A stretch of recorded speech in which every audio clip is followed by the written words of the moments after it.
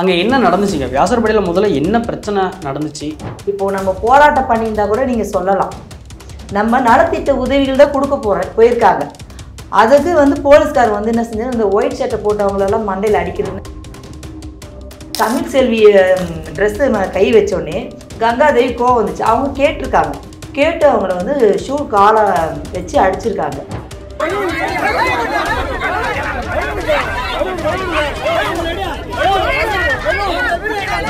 அவ்வளோ அசிங்கப்பட்டிருக்கு. இங்க இருக்கிற லேடிஸ் முன்னாடி துணி எல்லாம் கேட்டு இவ்வளோ அசிங்கப்படுத்தி முகத்துல எல்லாம் கீறி வச்சிருக்காரு. விஜய் நல்லா விசாரிச்சாரு. அப்போதான் தமிழ் செல்வி தான் பேசினாங்க. ஆனால் ரொம்ப அவங்க உங்களுக்கோசம் நாங்கள் இருக்கிறோன்னா, உங்களுக்கோசம் நாங்கள் என்ன வேணாலும் செய்வோம். யோசிச்சு பாருங்க, ஆண்கள் சொல்ற விஷயத்த பெண்கள் சொல்றாங்க.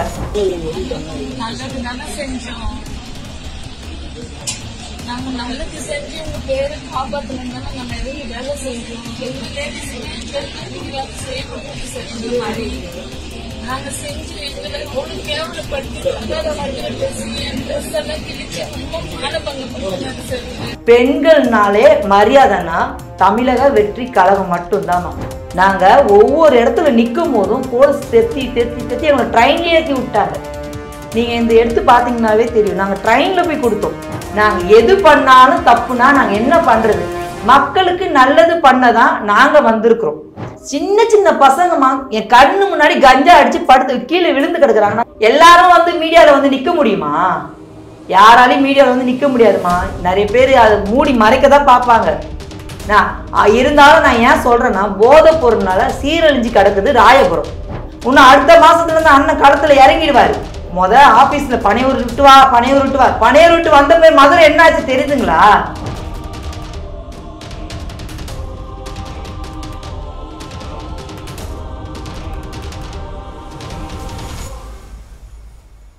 ஜாம்பவா நேயர்களுக்கு வணக்கம். இன்றைய நிகழ்ச்சியில வியாசர்பாடியில் என்ன மாதிரியான பிரச்சனை போயிட்டு இருக்கிறது அப்படிங்கறது எல்லாத்துக்கும் தெரிஞ்சிருக்கிறோம்.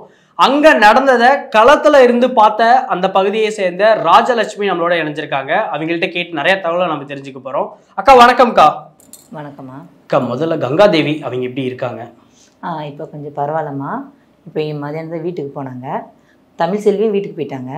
2 பேருமே வீட்டுக்கு போயிட்டாங்க. கால் பண்ணி கேட்டேன். இப்போ ஓரளவுக்கு ஓகே சொன்னாங்க. அங்கே என்ன நடந்துச்சுங்க? வியாசர்பாடியில் முதல்ல என்ன பிரச்சனை நடந்துச்சு?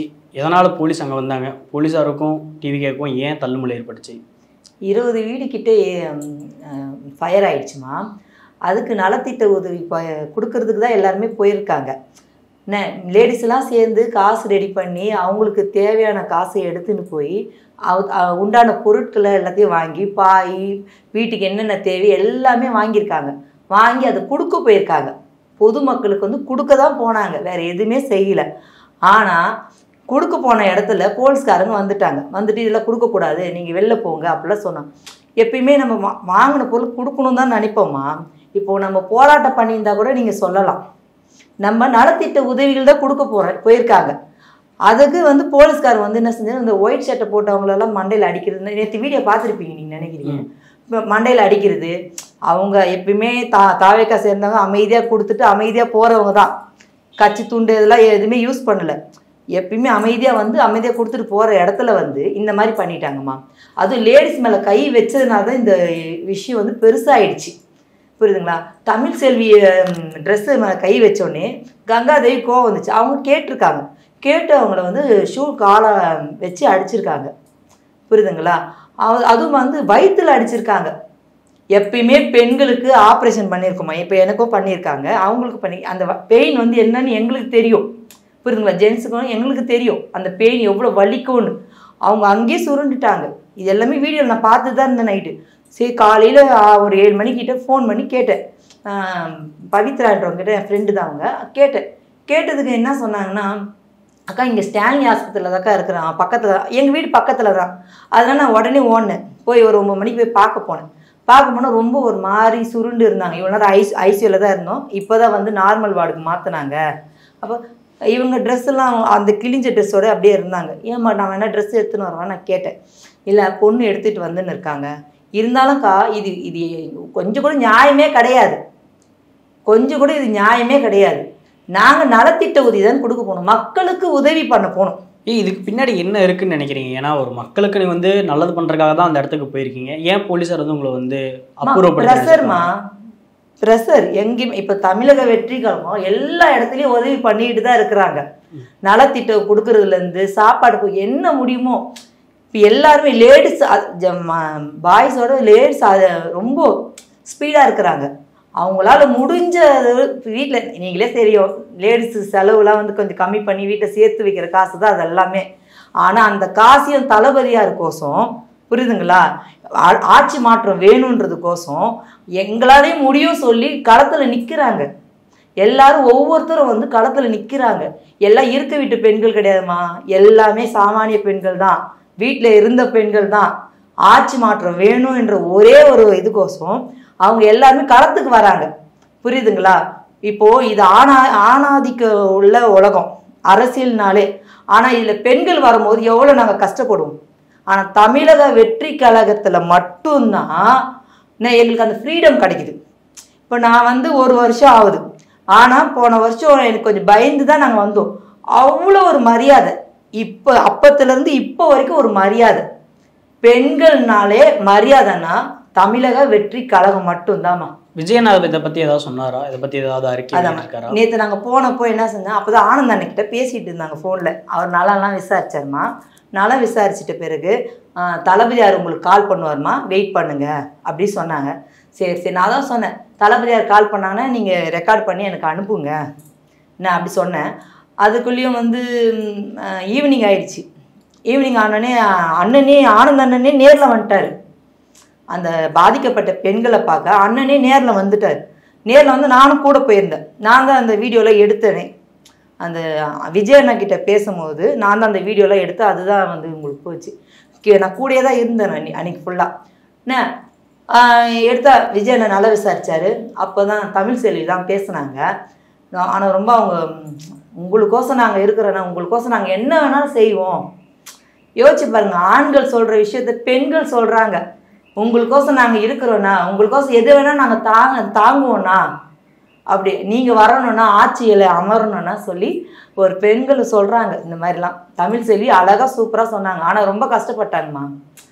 நீ ஒரு களத்தில் வர்றதுன்னா சும்மா இல்லைம்மா யாருமே. அது பெண்கள் வர்றதுக்கு சாத்தியமே கிடையாது. இந்த அளவுக்கு ஃப்ரீடம் கொடுக்குறாங்கன்னா யோசிச்சு பாருங்களேன்.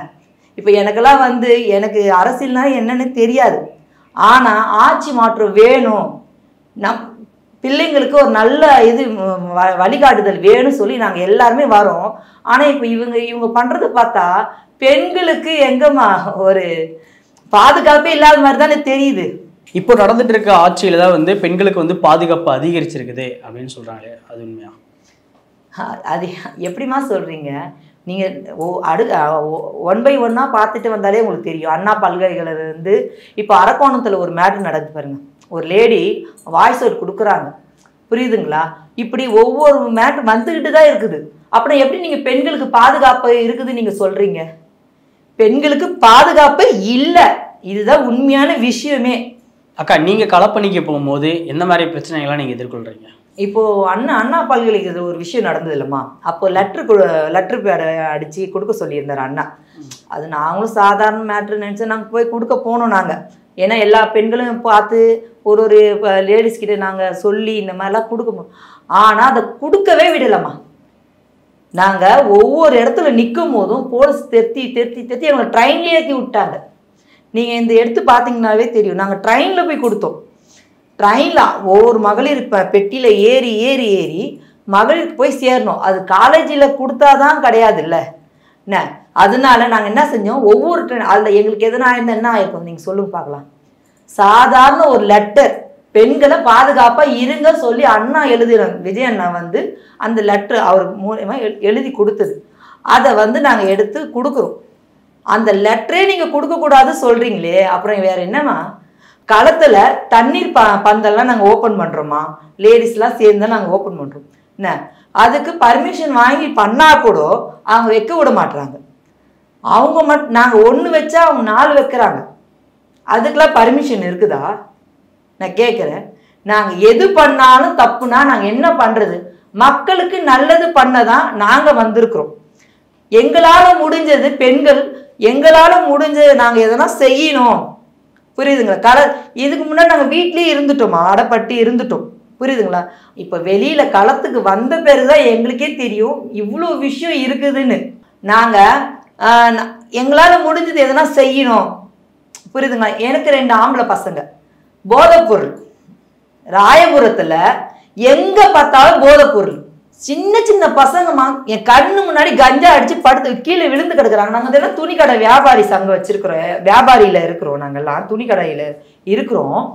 ஆனா சின்ன சின்ன பசங்க என்ன கஞ்சா போறது நானே கண் முன்னாடி பார்த்துருக்கேன். என் கண் முன்னாடி விற்கிறாங்க.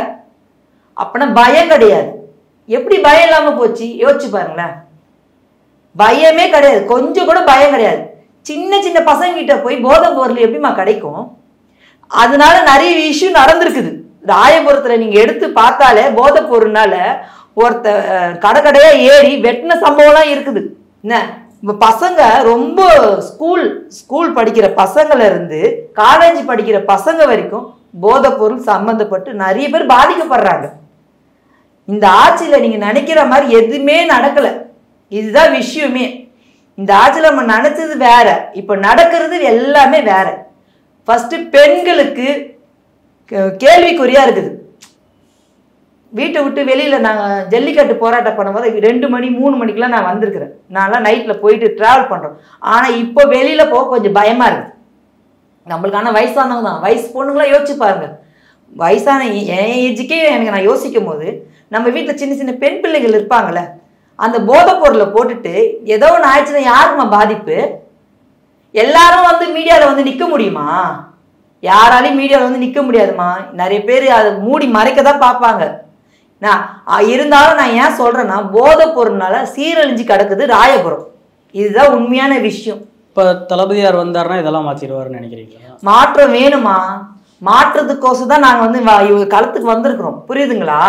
அந்த மாற்றம் வேணும் சொல்லிதான் எல்லாருமே வீட்டுல இருக்க பெண்கள் ஏன் வெளில வரோம். நாங்க இதுக்கு முன்னாடி வந்தோமா? எத்தனையோ ஆட்சி வந்தாங்க. அதிமுக வந்தாங்க, திமுக வந்தாங்க, யாரோ வந்தாங்க. அப்போ வந்தாங்களா? யாராவது வரல. ஏன் இப்போ வரும்?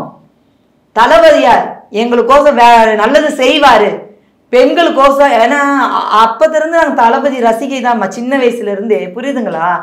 எங்களை மாதிரி சாமானிய பெண்களுக்கெல்லாம் வந்து தளபதியார் ஒரு நல்லது செய்ய மாட்டாரா நாங்க ஏக்குறோம். ஆனா கண்டிப்பா செய்வார். ஆனா ஒவ்வொரு விஷயமா நீங்க நினைச்சு யோசிச்சு பாருங்களேன். கரெக்டா செய்யறாருமா. இன்னும் அடுத்த மாசத்துல இருந்து அண்ணன் களத்துல இறங்கிடுவாரு. ஆபீஸ்ல பனையூர் விட்டு வா, பனையூர் விட்டு வா. பனையூர் விட்டு வந்த போய் மதுரை என்ன ஆச்சு தெரியுதுங்களா? ஏர்போர்ட்டு ஈஸியா கூப்பிட்டீங்களா? தளபதி ஈஸியா வெளியில வா கூப்பிட்டீங்களா? வெளியில வந்தா என்ன ஆச்சு? கள்ளழகர் வந்தா மாதிரி ஆகி போயிடுச்சு இல்ல? சொல்லுங்க பாக்கலாம். அதனால சொல்றது பெருசு இல்ல, நாங்க செஞ்சு காட்டுவோம். தளபதியார் எங்களுக்கோசம் செய்வார். அக்கா, இப்போ ஆட்சி மாற்றம் நடக்குது அப்படின்னா என்னென்ன ஆட்சி மாற்றத்துல இருந்து என்னென்ன மாற்றங்கள்லாம் நடக்கும் நீங்க எதிர்பார்க்குறீங்க? என்னென்ன கோரிக்கைலாம் தளபதியார்கிட்ட வைக்கிறீங்க? இந்த போதை பொருளை ஒழிச்சாலே போதுமா அண்ணன்? ஓகேங்களா? அதுக்கப்புறம் என்ன மாதிரி இருக்க பெண்கள் வீட்டை விட்டு வெளியில வரணும். கட்சியை பார்த்து பயப்படுறாங்களாம்மா, அரசியலை பார்த்து பயப்படுறாங்களாம்மா. அது வேணாமா. ஏன்னா எனக்கு இப்போலாம் பார்த்தீங்கன்னா அண்ணனுங்க நிறைய ஆயிட்டாங்க.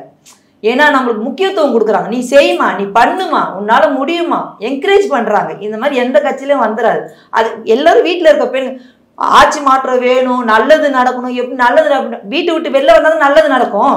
நம்ம ஈஸியா வீட்டை வந்து இது மாற்றணும் அது மாற்றணும் அப்படி சொல்றீங்கல்ல. அப்பனா நம்ம வெளியில வந்து நம்ம வந்து களத்துல நின்றாதான் அதெல்லாம் மாறும். ஒருவர் மட்டும் மாற்றணும்னு கிடையாது, பெண்களால நம்மளாலேயும் முடியும்.